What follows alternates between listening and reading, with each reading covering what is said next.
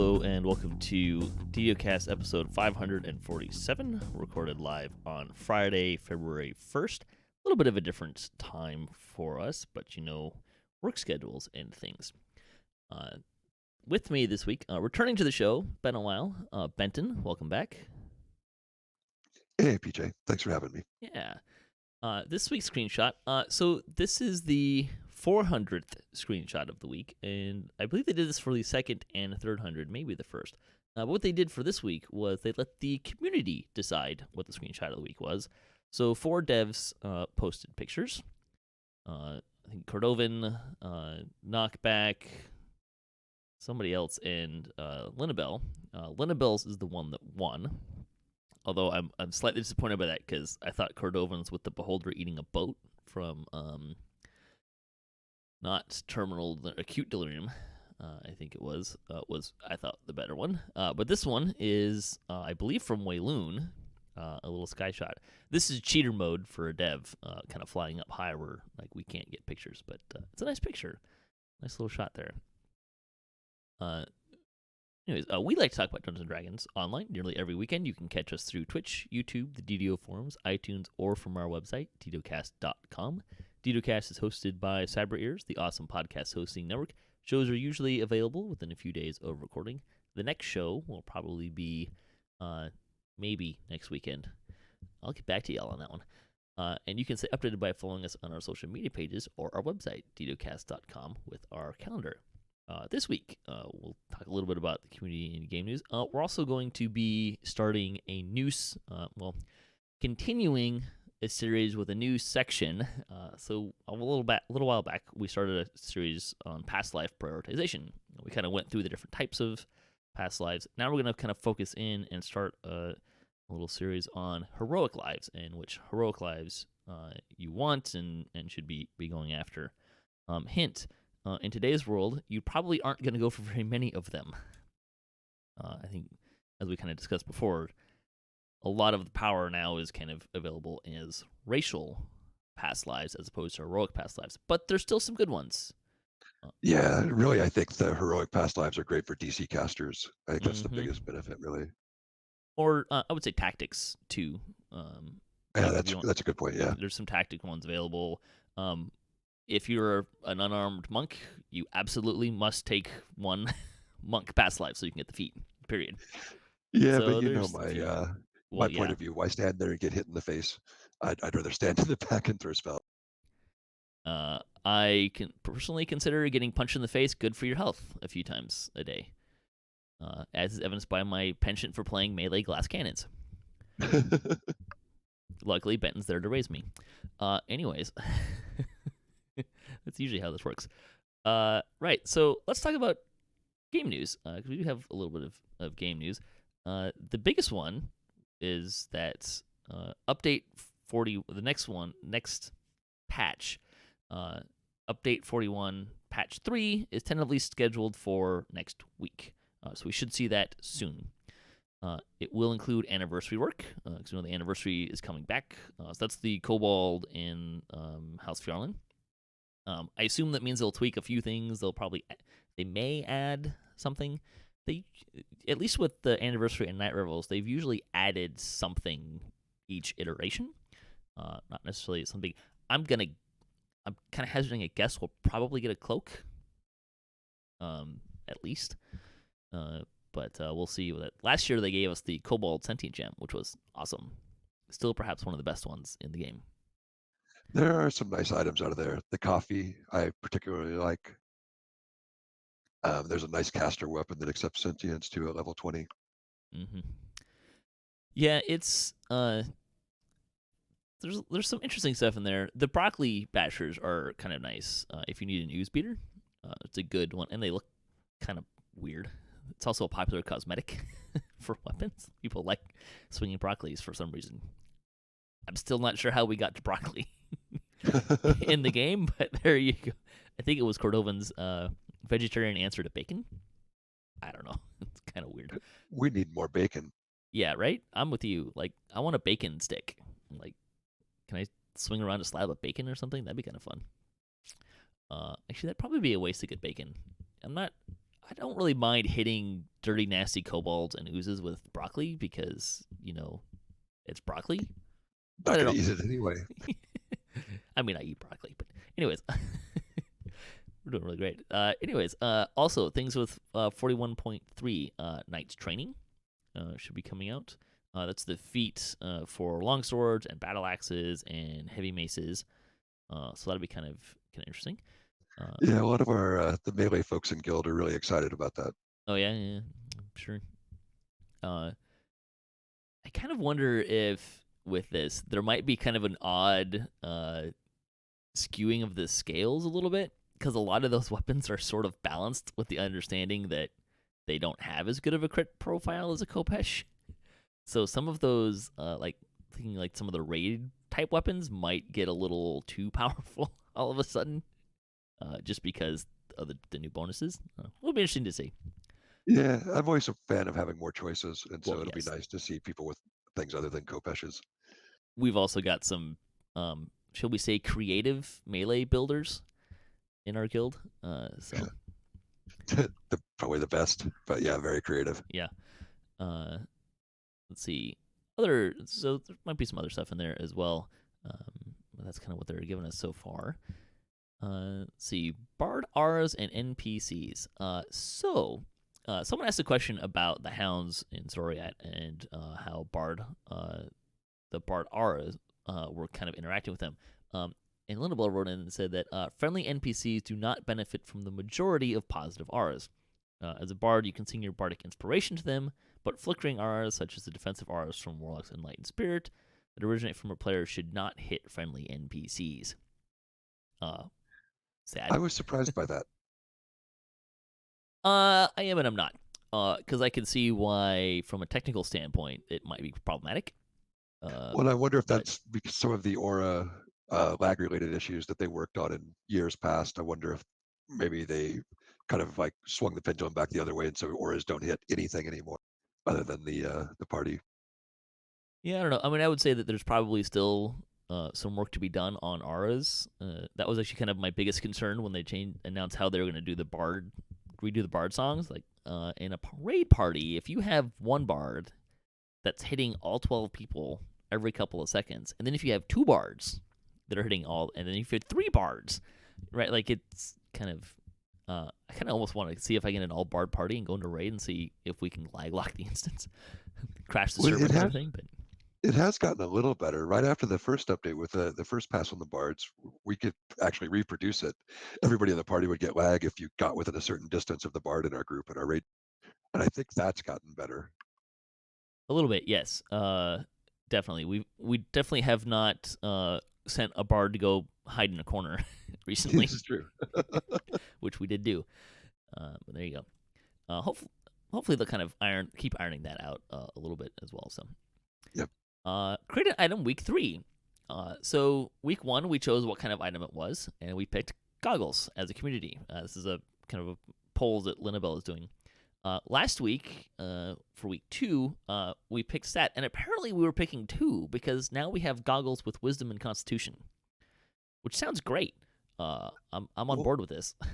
I like the ideas of constitution, but you can already get goggles with wisdom. I would rather do something a little more creative that gives you freedom. Sure. I was a little surprised that there were 2 stats on them. Well, yeah, I mean that's cool.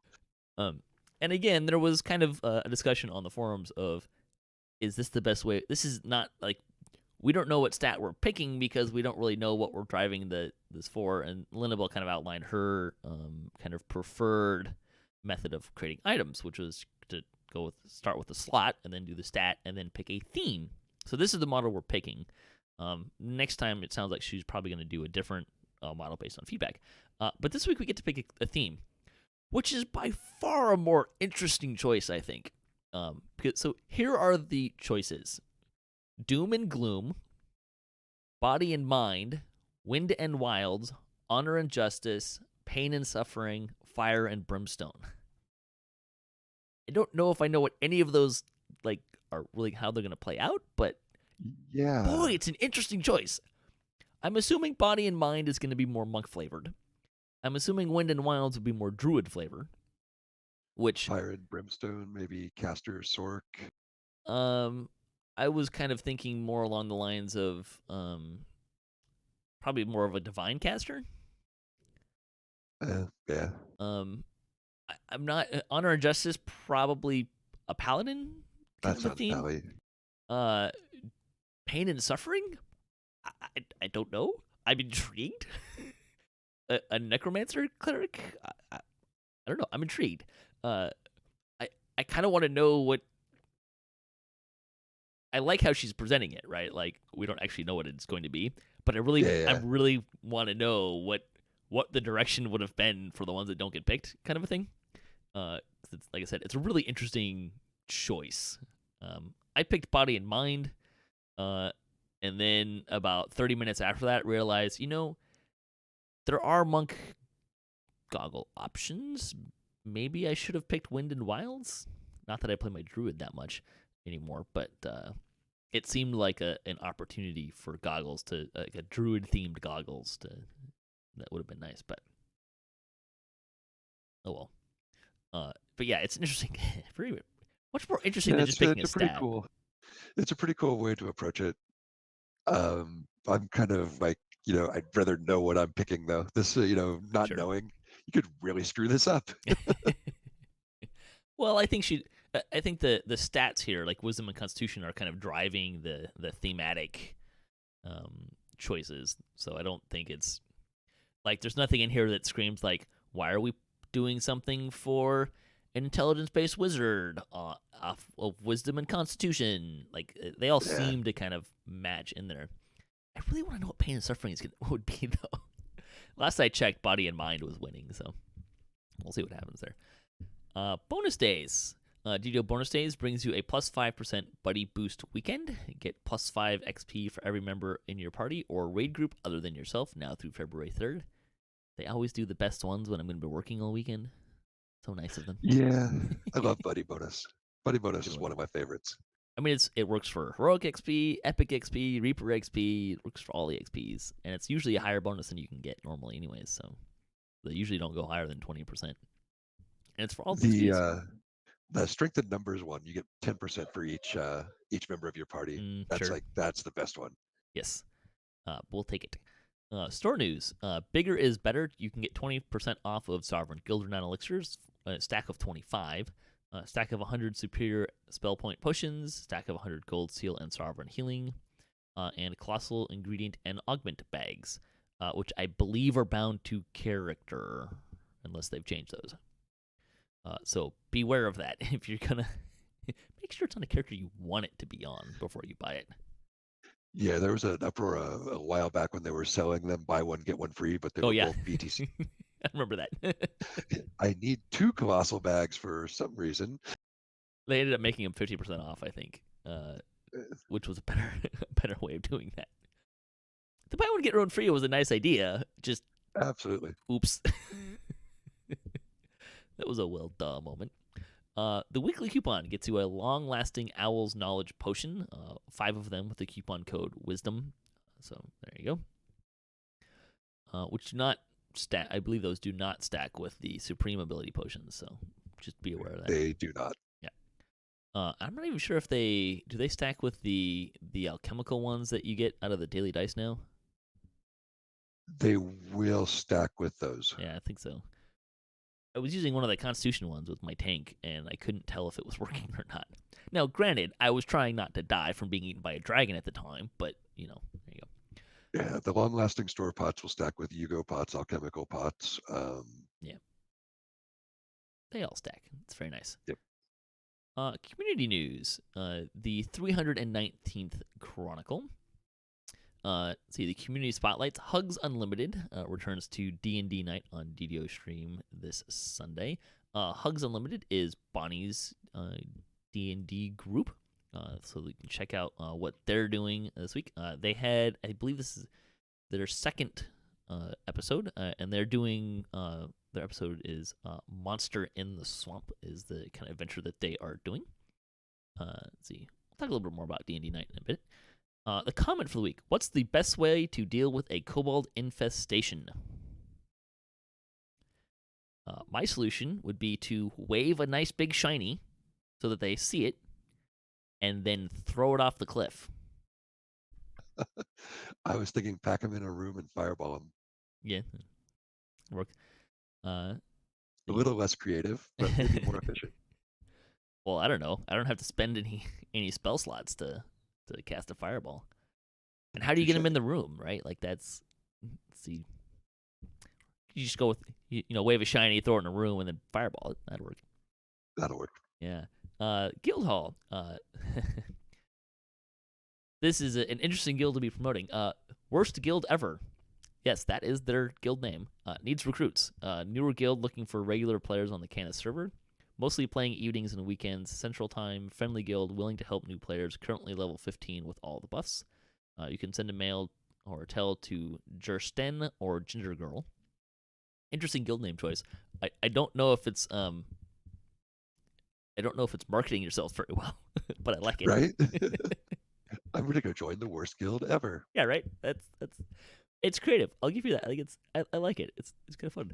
It's fun to poke fun at it. But there you go. Kind of like the Dismemberment Guild that we had a couple weeks ago. That was great too. See, fansite news. Mickey's Delirium and Enrique's blog and BioBreak all had posts. We also had new episodes of Baklagor, Bard Life with Doug Glendower, DDO Sunday with Alex and Lynn, Streaming with Even, and Free DO all had episodes as well. And then we got shoutouts for our last DDOcast episode, as well as DDO Players News had their episode as well. And again, if you missed the memo, DDO Players News is current. They moved their recording time to Thursday evenings, so they are now coming out after the Chronicle. It's a little so instead of them DDO Players being a week behind, now it's instead the Chronicle is now behind DDO Players. It's kind of funny. Anyways, let's see. Events. The Midwinter Festival. So it sounds like there was going to be so Cordovan announced that it was going to start yesterday, Thursday, and run for a couple weeks. And then he realized and came back and said, remember that time we turned on the Risha Ice Games with players still in the world and a bunch of people got stuck in the ice? Oh, that would have been awesome to see. I don't think I was around for that. It was a funny thing. So they have to. So then he was like, since it has to coincide with a world reset, so they can't just turn on the Risha Ice Games like they can some of the other things, because literally people get stuck in the ice, which is really funny if you're not the person stuck on the ice. Although I will point out that the Chronicle, like we gave you tips on how to deal with being stuck in a block of ice. Like this, see, I don't see the problem here because we already solved that problem, right? We told people, gave them all these ideas of how to do that. Anyways, so it has to coincide with the world reset. So they'll begin next Tuesday when they do a reset, because we do weekly resets on Tuesdays, sometimes Wednesdays, and then it will run through February 17th. So the Midwinter Festival is coming. If you like the Risha Ice Games, and actually, technically, they're not the same thing. Midwinter Festival, I believe, is for Evening Star. Risha Ice Games is in Eberron, or Forgotten Realms. You know what I mean? But anyways, it's supposed to start next Tuesday. So get out your ice skates, go have some fun. It's a fun thing to kind of bide your time if you're bored for a couple minutes. If you can figure out how to operate any of them, they're very shall we say Twitch skill heavy. So have you played around with it very much? I haven't very much. I did a while back. It reminded me of the old kind of EA Sports Olympics games, like from 20 years ago, where you've got to like game it just right. But yeah, not a. I recommend a monk. That's what I had the most success doing. I never figured out the one in the Bogwater Tavern, but the one in the harbor with a monk, slow fall and movement speed, it made it a lot easier. Yeah, that makes sense. I think I was probably on a lock. Let's see. Also, take off your armor. I saw someone jump with a tower shield once. I was like, that's gonna make that harder. Anyways, D&D Night on DDO stream. So this is still going. Having a lot of fun every Sunday nights, 7 p.m. Eastern. There's a bunch of groups playing. We're kind of going through a rotation process right now of getting new DMs in and out. We're also realizing that we are doing a terrible job of curating the videos. So we're working on kind of backlogging and going back through and making them all available on YouTube and all that stuff.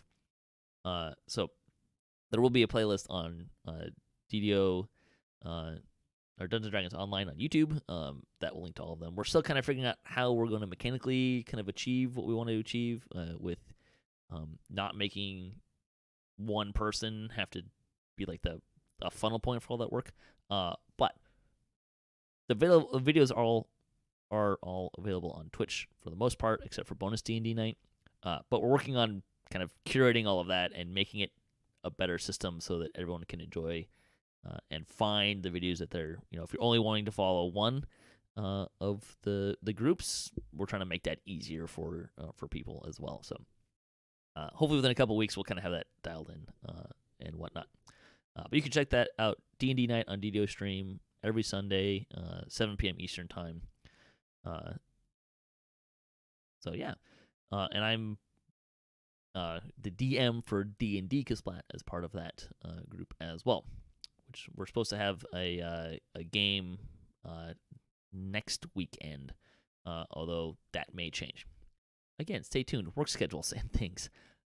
Anyways, it's hard to be a grown-up. I don't want to be a grown-up. I don't either. Playing is so much more fun. I like to say that we never really truly grow up. We just get more sophisticated in our childish ways. I like that. Yeah. I'm not sure my wife would agree. It just makes you better at playing with the kids. I mean, come on, right? Like, anyways, DDOCast is still going Tuesdays, 5:30 p.m. Pacific time. You can watch us play stuff. We're into the high level stuff. We did Age of Rage on Reaper 3 for the most part. It was a lot of fun. We're having a lot of fun with that group. So there you go. Okay, lightning post. Got a couple people writing in regarding last episode. Orc/Ordin said, very nice episode. Good recaps on the previous years. In his opinion, the best thing that was introduced was the new raid currency system. This is introduced in 2018. Yeah, I really like it. It certainly makes for some interesting things, and I think makes a lot of things easier, especially when you talk about like putting in raid rooms and more raids and stuff like that. So yeah, that's the part I like the most, is the fact that people are interested in running more raids now, and we've got more active raids because of the new raid loots. So it makes raid night a lot more interesting. I'm kind of hoping the next raid is a little easier than Killing Time, personally, but yeah, Killing Time is interesting raid. It's given us something to chew on for a long time, but it makes it not quite accessible for some of the non-guild groups, which would be nice to have more of those groups raiding. There's basically two primary things about Killing Time that make it difficult. One is it's very MMR based. So if you have a light armored character who can only max out their MRR to 50 or 75 or whatever the caps are, is it 50 and 75 or 50 and 100? I can't remember. 50 and 100. Yeah. If I mean, that's really low if you start like ramping up the difficulty, because there's so much magic damage in there that MRR will help you with. You're capped, and you can't evade it. So it was pretty clear that they really didn't want to see a full groups of monks doing raids anymore. And the other part of it is you really have to move your feet. The awareness required in there is so big, especially on the second island where you have to go in and out all the time. And the tail slaps. Like if you're not paying, like you can have people calling it out, like which we do in our raids, but if you're not watching yourself, it's almost too late when someone calls it out. Just too much damage from too many directions at one time that have to be mitigated, and people, well, it's based on where you're standing. Like there are you really have to pay attention to the tells and the really minute details of the tells of that stuff. Like I've tried to like really hone when I call out tells on those, like to pick them up as soon as I can, because it's like every millisecond in there with moving your character counts to help you stay alive. So I'd like something that's I like the technical challenges of Killing Time.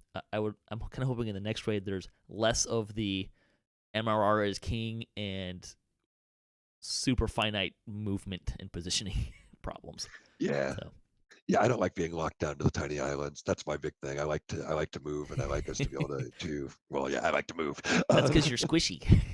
This is true. Again, going back to your kind of MO of not getting punched in the face. Yep. Anyways, back to Orc Slash. He says because of these changes, his focus has changed completely. He's now sitting at cap running Reaper mode quests and raids. He's enjoying the game more than ever before. Good job. Yeah, I agree. I would spend more time up there if I wasn't trying to get racial pass lives because I want action points because I need more action points on a couple characters. What was me? Fuzzy Duck 81 wrote in. He says the Knight's training feat looks nice. He's been considering an ASMR Scourge build for a little while, and since it boosts heavy maces and will stack with their racial boost plus Pulverizer and Dreadnought, I think it can make it for a surprisingly hard-hitting War Soul. Now all we need is a nice legendary version of Phosphor too, which I assume is a heavy mace weapon that I'm not familiar with. Because I'll be honest, I don't know if I've ever used a melee or heavy mace as a melee weapon with like intent, other than I need a blunt weapon for skeletons. This one looks good. Ever since they released Scourge, I've been planning to do like a Scourge dual heavy mace wielder, but it's just never bubbled up to the top. Get ready to get punched in the face. That's probably why it's never bubbled up to the top. I kind of like it says, you can do this. It kind of likes the way to fix the persistent effects bug is essentially have you tried turning it off and on again? This is the one where like AoEs will kind of keep ticking on you, and if you run in and out of them, it works. That doesn't work if the firewall goes away though, just so you know. Anyways, his own suggestion to fix stuff like lava was to change them to apply short duration damage over time effect that gets renewed every few seconds if you're still immersed rather than a single persistent status effect that might not clear. Sounds like a great plan, at least with the lava. He'd also like to see a couple more combined fighting casting weapons too. Think something cool would be to have a decent base damage profile combined with a stacking Shatter Mantle effect, like Arcane Archer's Shatter Mantle Shot, rather than a classic static Shatter Mantle. I'm not sure how well that would work. My general experience is people who are kind of doing a dual fighting casting thing, they're not usually DC casting. So just removing spell resistance. I mean, that can be great when you're in tandem with some things.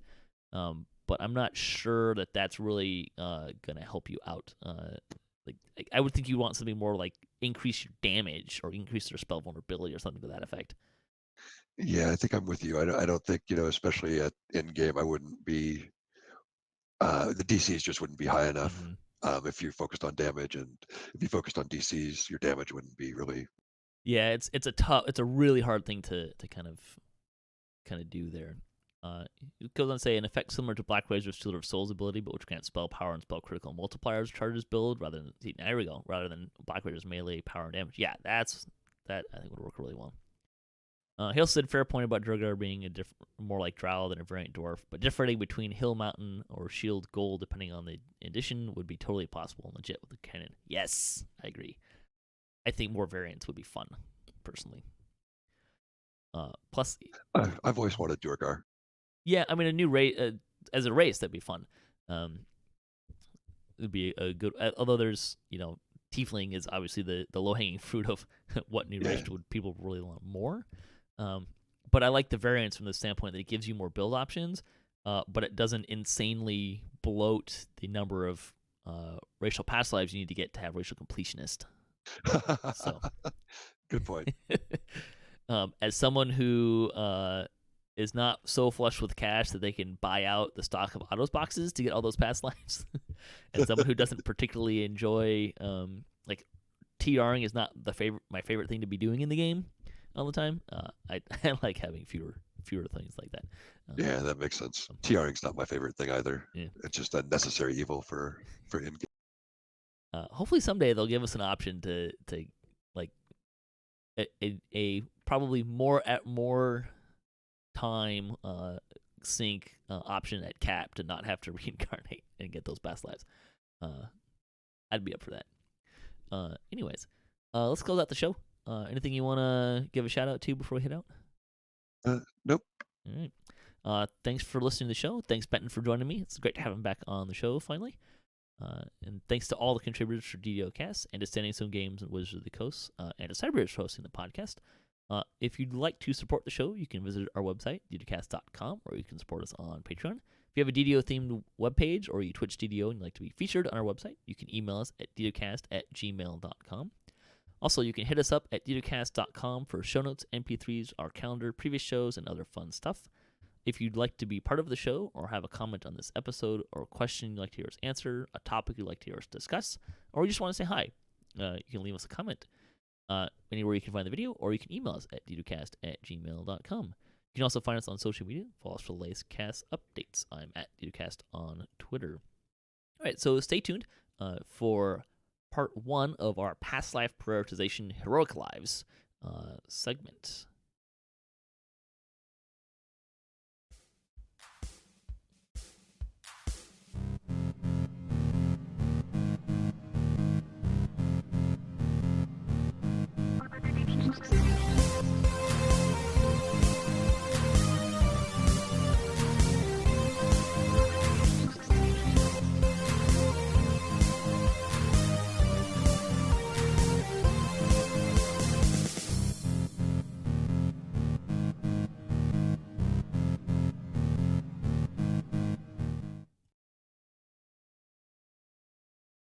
Hello, welcome back. We're starting a new series today. I'm your host, Patrick. With me for this fun little thing is Strimtom. Hey, everybody. We got Voodu. Hey, everyone. And Nimvind. Merry Nimbus. Welcome back, guys. We are starting we're starting a new section of a series we started a little while ago, our Past Life Prioritization series. So this will be part 1 of however many we need to talk through verbosely about heroic lives. So a little while back, we talked about past lives and kind of how to prioritize just kind of generally when we're talking about racial versus heroic versus iconic versus epic. We talked about that for a while. Now we're going to really focus in on heroic lives and kind of go through the different classes and the feats and kind of give you an idea of which ones we recommend for and we'll kind of get more into specifics about what builds might benefit from these, why everyone might want some of these, why you can completely ignore these. I do kind of want to preface that one of the things that kind of came out of when we're talking about the different types of reincarnation, heroic lives is kind of the one that we kind of earmarked as you probably don't, like in today's environment, that's not really where a lot of the power is in reincarnation. Let's just say that there's not good ones here, but we would probably, I think, all recommend that if you're really trying to you're starting from scratch and you really want to get into the reincarnation thing, and you're trying to look for ways to really leverage this for power, racial versus heroic is probably going to be where you're going to get most of your power from. That's a general rule. Generally, asterisk. Yes. Because like we say, there will be someone here that'll be like, if this is you need to get this past life. I mean, that's kind of the way it goes. But a lot of these, you can kind of get away with these days. It's not as critical. Or there's more options, basically, right? It used to be just heroic past lives. That was it. And then they came up with this thing called racial reincarnation, and you can get action points, which can really leverage a lot of power in your build compared to some of the stuff that you can get here. So, what else should we say about heroic lives? There's 2 kind of versions for each class. There's the passive feat that you get for past life, just like any other one. Then there's the active one. You actually have to spend a feat to take it. And I think in general we'll probably recommend that you don't take them. I think these days they're not super great for a lot of them, but we'll kind of see where things go.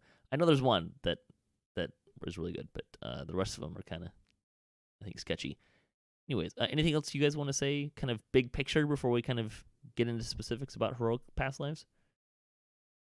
I think we can talk about, completionists and whether or not it's worth working toward, and what you have to do to get it.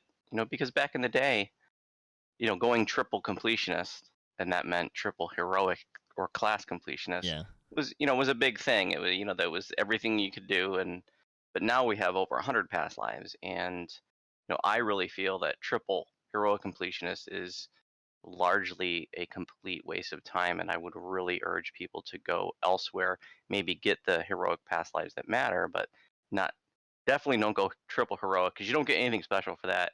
And Nope. heroic completionist, which means one of every class past life, gives you access to a feat that you can purchase, but unless you have room for that feat in your feat set, then you do not want to go heroic completionist, because that completionist feat does require you spending a feat, and you don't get anything for free for being heroic completionist.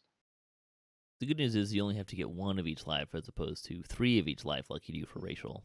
So Yeah. a little bit of a bonus there. For those wondering what the feat does, it's +2 to all stats. I think +2 to all skills. Was there anything else? +2 to all stats and skills, and the most important part is that you win DDO. Oh, Yeah, it yes. does. I don't know. I think they need to take that out now. That doesn't feel like winning anymore. There's Yeah. the winning bar got moved back a few past lives, I think. But I mean, back in the day, triple completionist was kind of this really cool badge of honor, and it's a way for people to encourage people to play different builds with their main character if they were really kind of going in that direction, because you had to somehow get a wizard life on a melee build and stuff like that, which would be a lot easier these days. But it's definitely it's really hard to find a build that you would actually leverage all of the past lives, particularly 3 of each. So if you do, send it to me. I'd love to share it, because seriously, that'd be kind of interesting to see. But no, it's a good point. Completionist is definitely something we can talk about a little bit there at least. Anything else we want to say before we jump into the different classes? All right. I kind of agree with Voodu's sentiment. It feels like it feels so old. It kind of sucks because I hear people urge for it to be changed and updated. They're not willing to, and it's so old, and it's so like it's not even worth the time. And I get messages from people saying that they're working on heroic completionists, and I have to convince these people. And and it should be like at least common knowledge. They should at least put up like, hey, here's a reason why you might want to go for our newest completionist feats, because we just put recent work on it and it makes sense to the new meta, and these are great, and this one takes a lot of space and a lot of time. Sure. Yeah, I'm gonna say I only slightly disagree about the value of some of those feats, because I think that the one thing that they're lacking is that the generalness. If you get +1 to hit from fighter, you're probably never using that when you play your sorcerer life. Mm-hmm. But I like the fact that they're race specific and allow you to drill down into something, so you can really, heroic feats allow you to pick up feats that are very good or the heroic past lives for very good for specific builds or characters that you want to play. So it can give you like a clear goal to work towards. Yeah, I think that's kind of what I was trying to capture a little bit, was take any given build, and there are heroic lives that will really benefit you, and you can really leverage and maximize your power. Probably not all of them, because they are, like you said, they're pretty specific. Whereas the racial lives, I mean, the stats, you could kind of make an argument that are somewhat specific, but they're still pretty general. But like, who can't use more action points, racial action points, right? I mean, maybe if you're playing a drow, because their racial tree stinks, but like, you can still use them for something, right? But the races that are, especially when we want to start talking about like the meta and kind of like the really popular builds, a lot of the races that you're talking about in meta, the reason why those are being used is because people are spending action points in their tree. So you're talking about racial past lives, everyone can use that stuff. heroic lives are definitely more of a focused thing. Like, why you have to really think about, is the time to benefit ratio really here? Because, like you said, if you're gonna play a caster, like that's what you want to play with this character. Is getting fighter pass lives gonna help you? No, not really, unless you're trying to get completionist. One will help, but otherwise, like, what's the point?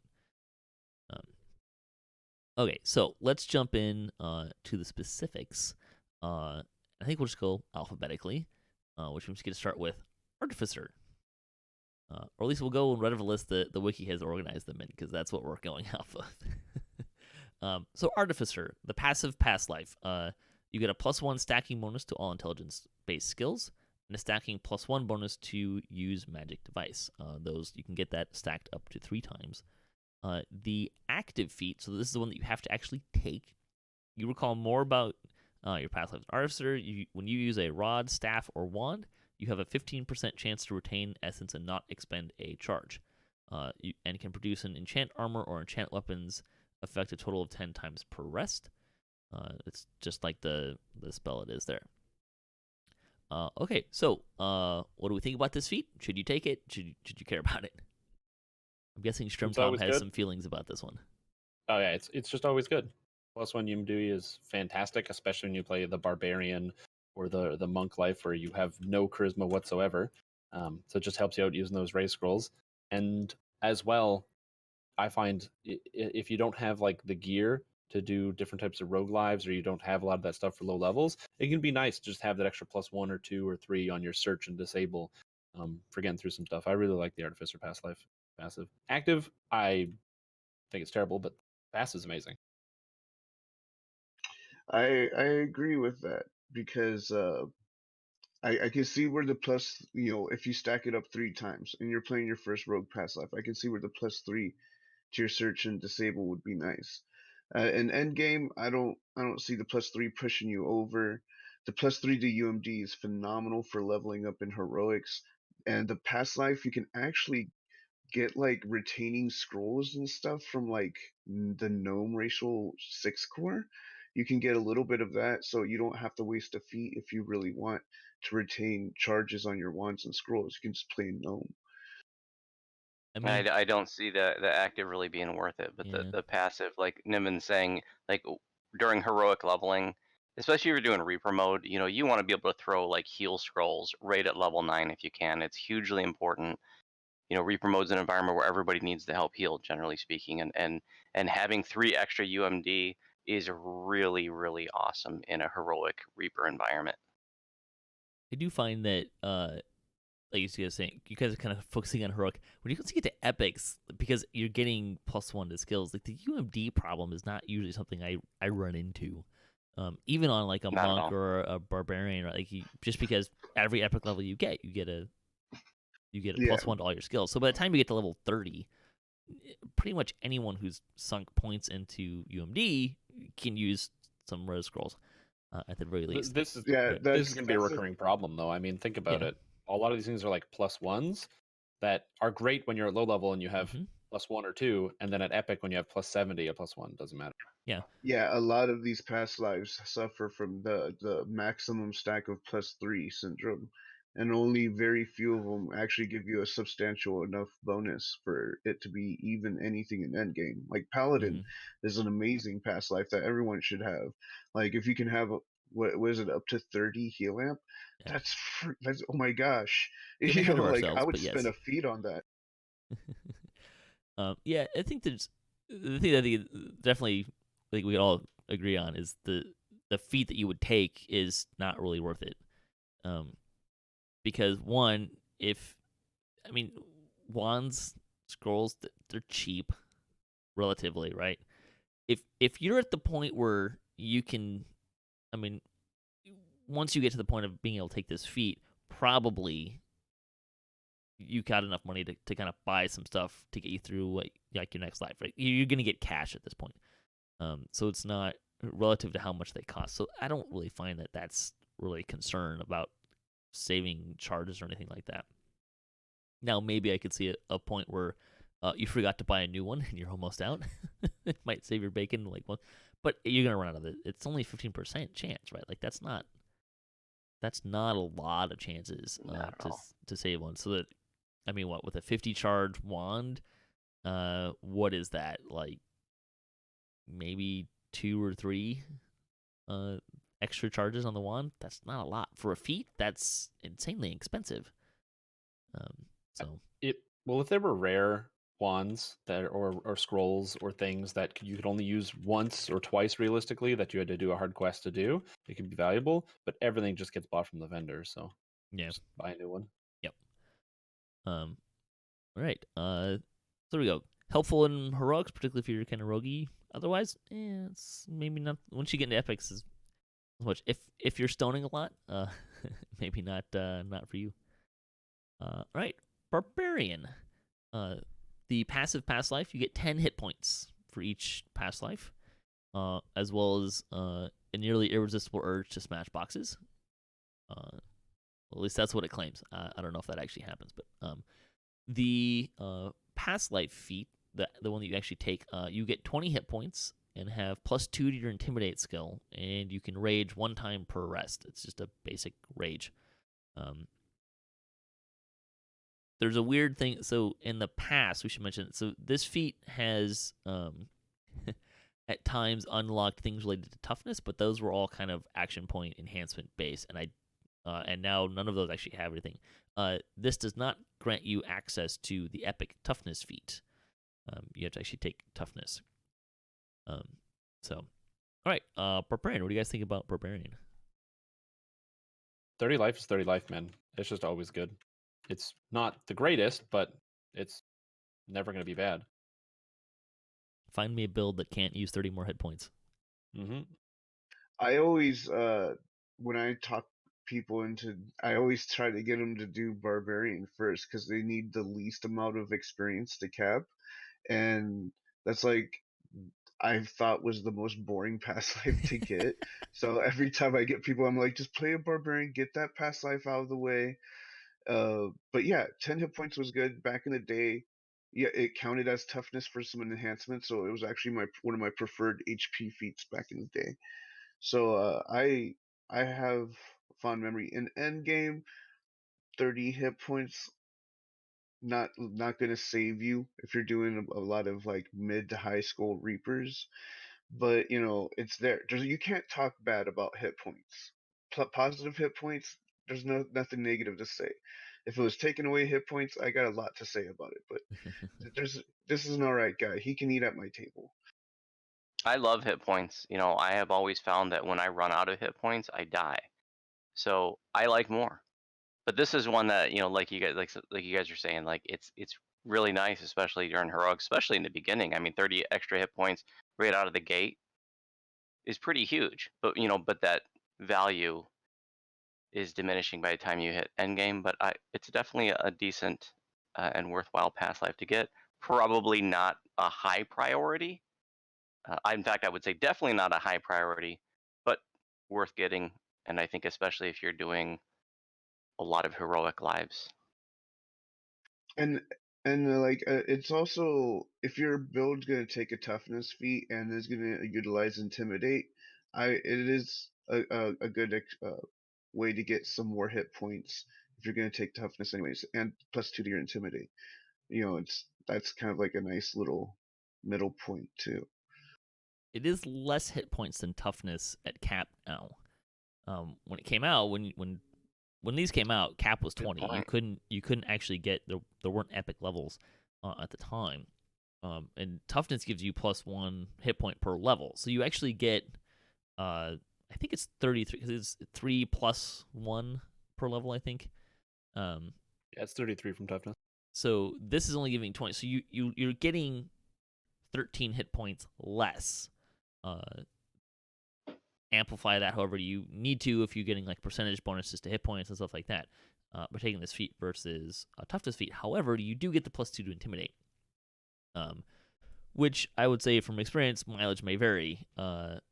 If you're planning on being like really in the end game meta and tanking and really using intimidate, there's a couple of places where every intimidate bonus helps. The one that I think kind of the highest level right now is Lord of Blades and Killing Time. But short of that, it's not too terribly difficult to get your intimidate up high enough that it's pretty easy to land.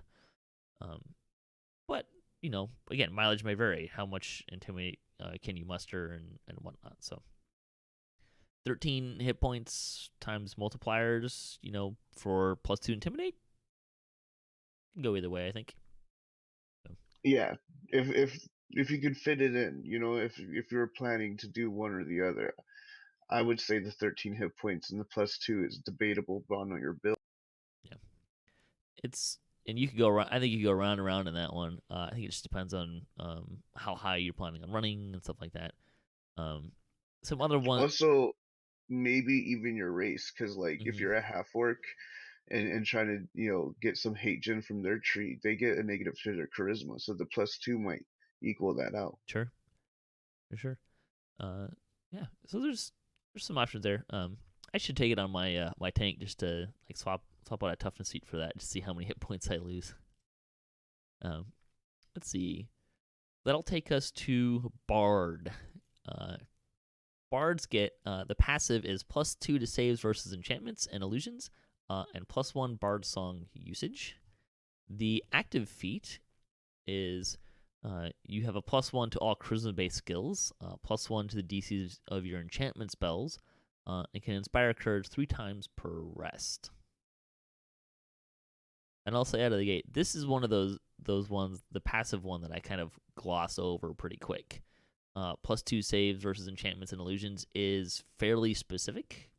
I tend to find that even at +6, when you start talking about the end game meta, doesn't generally make a whole lot of difference if I save or don't save with a lot of my characters.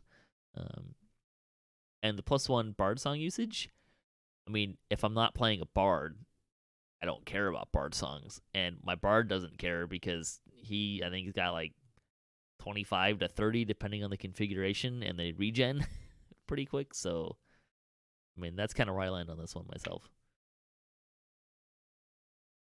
Honestly, the only thing I think is good is the up to +6 save versus enchantment illusion, because well, out of the passive, because if you get held or danced, that +6 might be useful in heroics, maybe even low epics. Yeah, at the end game you should have like over 100 in saves, or at least 90. So you're gonna be, unless you're in some crazy intense dungeon, you should be making your saves. The +1 to Bard song is very specific to Bard, and the Taken feat, I only take it when instead of in lieu of greater enchantment focus, so that way I can get a bonus to my UMD too, and the basic focus already qualifies me for the twist in for the school and the destinies, right? So you don't really need the greater. So that's another good source of enchantment DC too. Do you need greater spell focus for the epic spell focus though? I think so. Yeah. So, I mean, if you're talking about going really hardcore into DC casting, and this will become a theme later as we get into kind of more like casting, I mean, every DC helps. I mean, DC casting is go big or go home. So if you're going to be using a lot of enchantment DCs, the active feat here might be good for you. It's another +1. So, I mean, yeah, that's always good. But feats, if you're not on a wizard, feats might start to get a little tight with what you can take. Yeah, I think if we're talking about like whether this feat, there's good stuff here. I think, of course, it is a bonus. It's good. But if we're talking about priority, I don't think you should ever really prioritize these past lives. Like, get them from doing Bard lives, but at the end of the day, the enchantment saves are not going to be something you notice too much. Yeah. And most builds probably can't fit a third feat to put on spell focus and heroic levels. Or it might actually be more like a 4th feat by the time we're done with this. So because you're Those probably extra bards, if you like playing bards a lot in heroics, those extra bard songs might be nice. But I haven't really played bards since they changed things up, so I don't know the impact of that. Yeah, you don't really run out of songs anymore with the aura, so Okay. and it doesn't impact the aura at all. Or if you're playing think if you're s- playing a build that suffers from low will saves in heroics and you're planning doing a lot of heroics, it might be nice. But I do agree that this is generally not a high priority and is not even necessary. I'm trying to remember because it's been a long time since I played a bard in heroics. How many songs do you start with? It's 3, and then you get 1 per bard level. So you're not, when you talk about starting at level 1, which granted you're not at level 1 very long, you don't actually have enough songs to play for a whole party now, right? Because your Inspire Courage doesn't hit everyone as one song. So I think that the dynamic there might be a little different. Well, sort of. So you actually don't get Inspire until level 3, so you can't actually use bard songs until 3. Oh. Because the aura is just passive; it just always works. Right. Is Inspire Courage like the damage one? That's the aura. It's free. It's part of the aura. Okay, now, okay. Yeah.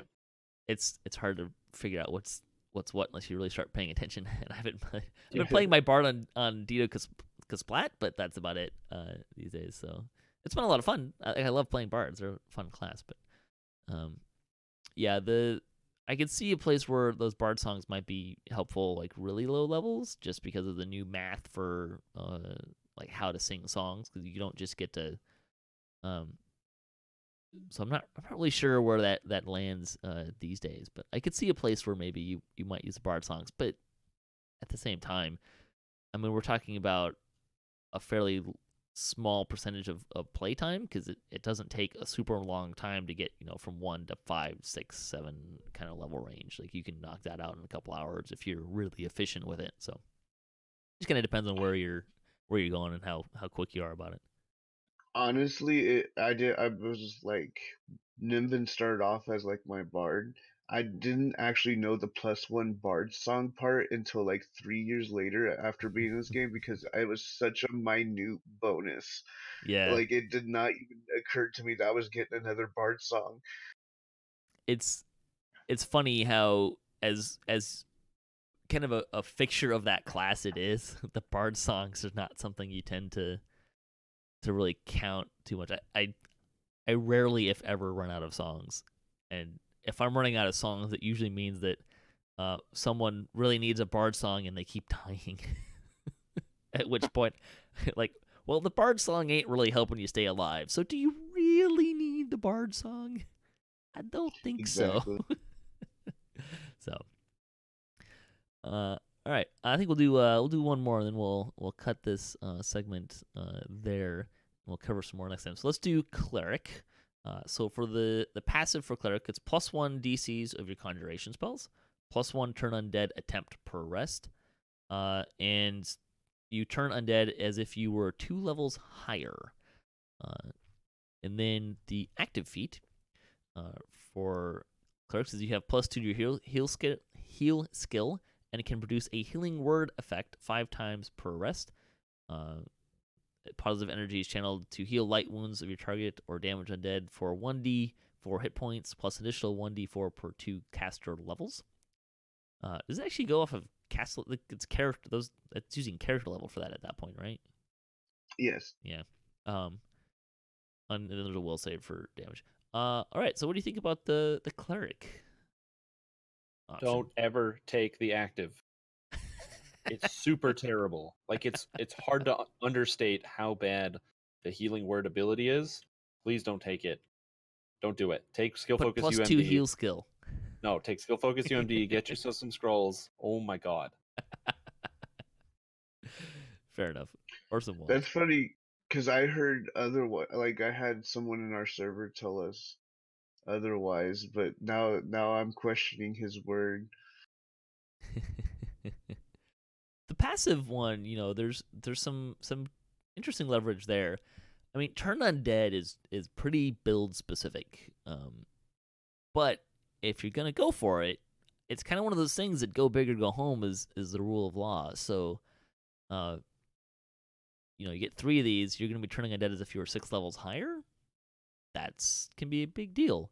That's and pretty awesome. I have Mhm. seen people use turn undead in endgame. I mean, you can turn undead the skeletons in riding the storm out, at least on normal. So there are some places where you can leverage it. So it's not Yeah. it's not terrible, but that's incredibly build specific. I mean, you basically have to be a cleric. I know paladins can turn undead, but it's like what, half the levels of a cleric or something like that. Yeah, Like it's Not the same.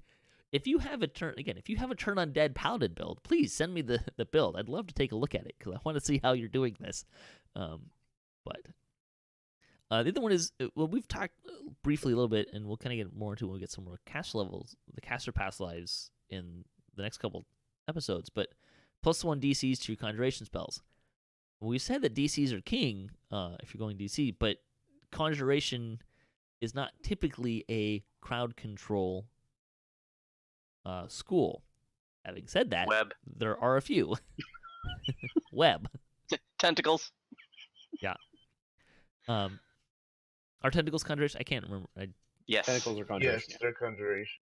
So, I mean, and those are two really great ones. So, I mean, cleric past life, especially if you're going to play a DC warlock, I think this deserves a look-see, at least, because +3 to those DCs are a big deal. And I'll note, too, that when you talk about like a DC control caster kind of a build, you're not usually investing in conjuration. DC casters usually go either enchantment and or necromancy. Those are kind of the two that people tend to focus on, because instant kills and a lot of the crowd control are enchantment based. This is really good though. Your web and the tentacles are really good because it affects more stuff. I guess I should mention evocation if you're talking about like earthquake and clerics and stuff like that. But if you're going to be DC casting, conjuration is not one that I think people think of right off the top of their head. But you can't dance undead or plants, but you can web and tentacle them. So Yeah, conjuration's really good for, like you said, and clerics and acid sorcerers as well are a huge user of conjuration DCs. I think one of the things that I don't like about this feat is what it ends up doing to the endgame monsters, because it's going to come up later when we talk about wizard. But the biggest issue is that adding +6 to your turning level is huge. That's actually before White Plume Mountain came out. That's a better bonus than any item in the entire game, because it's very hard to scale your cleric levels. And as a result, the monsters that were designed around having that +6 in mind, because it's possible to get, which leads to players, especially if you don't have every item you can possibly get your paws on, not being able to turn undead. So if you want to turn, you need these feats or it won't work at level 30. And I think that's a scary slope, and the same thing happens later with wizard and spell resistance. But so the feats are great because the passive is really powerful, but it leads to this thing where if you don't have it, you cannot do it. Don't even try. do you think that, I kind of wonder if that's really that true though, because even in like pen and paper, turning undead, as you kind of scale up, turn undead doesn't naturally.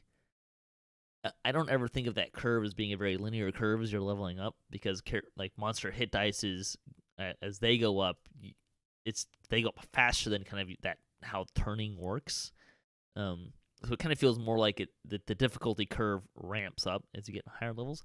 And I think in an MMO, when you kind of look at the nuts and bolts of how they make a turn-based game a real-time game and amplifying hit points and kind of how all that works in hit dice, I kind of wonder how much of that is more a factor and a result of that mechanic as opposed to like this feat specifically, because turning is I've never seen turning as like this really big powerful thing. I mean, you can leverage it and occasionally you'll see someone just like cruising through heroics and just turning everything.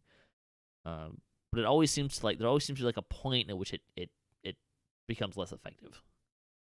And I called that point level 18. What?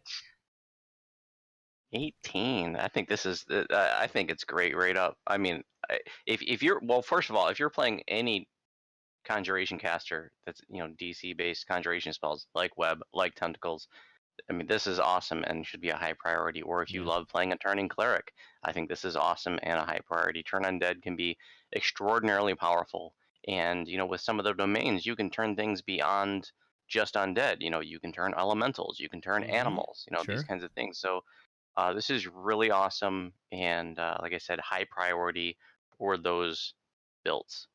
Yeah, if you want to play cleric, if you want to play, acid stork or use Evard's real good, get this feat right away. Yeah. What we need is a turn living spells ability. Oh, that would be nice. Those stuck with the disintegration. I Yeah. think they call that one implosion. Fair enough. All right. There you go. So we'll thanks for listening. You can join us next time. We'll be continuing this discussion with part 2. Thank you to my guests today. You guys want to throw some shout outs with your streams and videos and stuff? Yeah, thank you for having me on. If you want to catch me, twitch.tv/Strimtom every Monday, 6 to 9 p.m. Or check out my sparsely updated YouTube channel. Eastern? Great time. Eastern time, yeah. Is there any other time? Yes. You can find me live streaming nearly every day on Twitch channel Voodu Spice. And then I also have over 750 helpful videos, tutorials, raid guides, crafting tutorials on my YouTube channel, which is also Voodu Spice. You can also find Nimvind live Yes. streaming with me nearly every day on my Twitch channel. And you could find me on Voodoo Spice's Twitch channel and some of his latest videos on his YouTube channel. But you can also find me in my YouTube channel. It's Nimvind Dirtsinger, and I have over 5 videos, and and it's great. You got a nice new one. Mention that. I did a little video on how to do Von 5 traps without evasion. Nice. That hallway can be tricky if you don't have evasion. Yeah. So thanks again, guys, for joining me. You can visit our website DDOCast.com, or you can support us on Patreon there if you want to support the show. You can also find show notes, past shows, and more on our website. You can also find us on social media. Follow us for latest cast updates. I'm at DDOCast on Twitter. If you'd like to join the discussion, you can leave a comment, or you can email us at ddocast@gmail.com.